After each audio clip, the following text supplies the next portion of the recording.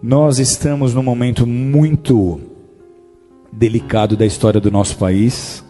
Talvez não haja em nossa história um momento tão preocupante como esse aqui. Nós temos visto nos últimos anos o país mergulhando numa crise moral. É uma crise financeira, é uma crise política, mas antes de qualquer coisa ela é uma crise moral. Você que fez o módulo História da Igreja comigo, você já tem mais fundamento e mais discernimento, porque eu te trouxe informações das raízes da maioria dos partidos de esquerda. Eu não consigo entender líderes evangélicos que se dizem marxistas ou socialistas. Por quê? Eu já contei essa história aqui inúmeras vezes. Eu sou descendente de russos e polacos que fugiram da Revolução Comunista em 1917. O meu avô chegou aqui no Brasil 2 anos antes. Meu bisavô, já crente, correu de lá. Por quê? Porque essa revolução, ela implantou o comunismo em muitas nações, como Polônia, como Ucrânia, como Romênia, entre muitas outras, e simplesmente eliminou, extirpou, extinguiu as religiões onde quer que essas nações estejam sendo dominadas. Eles prenderam pastores e eles mandaram pastores para Sibéria para morrer de frio, para serem torturados e morrerem congelados.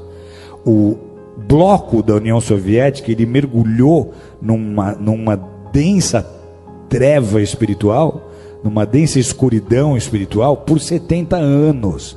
Você chega na Rússia hoje e tenta pregar o evangelho, as pessoas não têm ideia nem de que seja Jesus. E essa filosofia é a filosofia que move todos os partidos de esquerda. Os ideais desses partidos são os mesmos ideais de Karl Marx, são os mesmos ideais de Engels. Na loucura das suas ideias revolucionárias, eles começaram a pregar e a ensinar que a desigualdade social que eles deveriam combater começa na família. Eles começaram a dizer que antigamente, se você lê a literatura que fundamenta as ideias desses partidos, eles começaram a pregar que a desigualdade social ela começa na família, porque lá atrás, segundo eles, quando nós viemos dos macacos, não havia marido e mulher. Todo homem era de toda mulher era de todo homem, e os filhos não eram de ninguém, os filhos eram de todos, como os animais, e todos dividiam e compartilham tudo aquilo que eles tinham. E aí alguns mais espertos resolveram plantar em maior quantidade, ter um gado em maior quantidade para ter uma maior provisão, e para isso eles precisavam de gente trabalhando, e aí eles começaram a tomar mulheres para eles, gerar filhos para colocar como escravo no trabalho. Então eles dizem, a família é a culpada da desigualdade social, e essa é, queira você acreditar nisso ou não, a raiz que movimenta tantas ideias e tantos projetos de lei que tentam sendo aprovados, tentam se aprovar no Brasil, com a intenção de destruir a família tradicional, de destruir a família modelo judaico-cristã.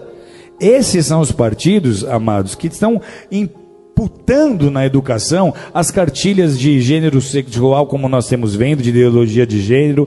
Esses são os partidos que estão apoiando os direitos humanos, como vocês têm visto, que apoia muito o direito do bandido, do assassino, mas não quer saber da vítima. E eles transformaram, nesses anos que estiveram o governo, o Brasil no país que nós somos hoje, não só mergulhado em crise moral, mas financeira. E por que é importante nós nos posicionarmos agora? Porque de tudo que você já viu, que já veio à tona do que eles fizeram nesses 13 anos, que só comprovou um desgoverno. Porque o compromisso desse bloco não é com a nação brasileira. Eles nem usam a bandeira do Brasil, eles usam bandeiras vermelhas. Por quê? Porque lá em 81, o nosso ex-presidente Lula se juntou com Fidel Castro, eles formaram o Foro de São Paulo. O Foro de São Paulo tinha o ideal, lá em 81, de transformar todas as nações da América Latina em nações socialistas, em nações comunistas, e eles conseguiram então unir essas nações e edificar uma espécie de União Soviética na América Latina. parecia uma ideia utópica, só que olha a que ponto eles chegaram. Então, para esses grupos e para essas lideranças, o objetivo é transformar o Brasil em parte de um Estado maior, essa América Latina comunista. Eles querem que em todas as nações da nossa América do Sul, da nossa América Central, ocorra o que está acontecendo hoje na Venezuela. E esse seria o caminho se nós não tivéssemos vivido as interrupções que nós vivemos. Por que é um desgoverno? Porque os nossos presidentes passados não governaram com o interesse de beneficiar o Brasil, mas eles usaram dos nossos próprios recursos para construir porto em Cuba, para ajudar países na Bolívia, para ajudar países que têm a mesma mentalidade que eles. Então, se nós permitirmos que um partido qualquer de esquerda, com essa mente e com esse coração, suba ao poder mais uma vez, o Brasil não vai resistir. Vocês estão entendendo o que eu estou dizendo? O Brasil não vai aguentar. Financeiramente vira caos. Vira caos, porque a economia para estar ativa, ela depende de investimento externo. Os investidores não vão botar dinheiro num país em que eles não têm confiança, ok? Então, se sobe um líder de um partido desses e ele tenta botar um bom ministro da Fazenda para tentar convencer os investidores de que tudo vai dar certo, isso não vai funcionar. Vocês estão entendendo ou não? Então, vira caos. A grande preocupação qual é?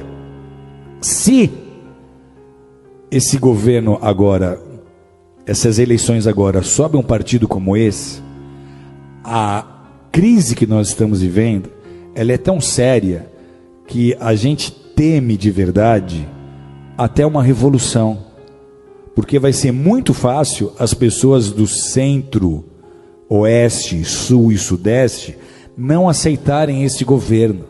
Vai ser muito fácil nós começarmos a ver manifestações políticas sérias. Vai ser muito fácil a população começar a exigir uma intervenção militar. Uma intervenção militar era um assunto nem cogitado em rodas de bar há 2, 3 anos atrás, mas hoje está se tornando um assunto em pauta, porque se nada acontecer, amados, alguém aqui conhece alguém que morou na Venezuela, que veio da Venezuela? A Venezuela até muito pouco tempo atrás era um país próspero, eles têm petróleo. Sabe o que falta hoje na Venezuela? Falta papel higiênico. Sabe o que aconteceu há 4 anos atrás? Eu estou numa sauna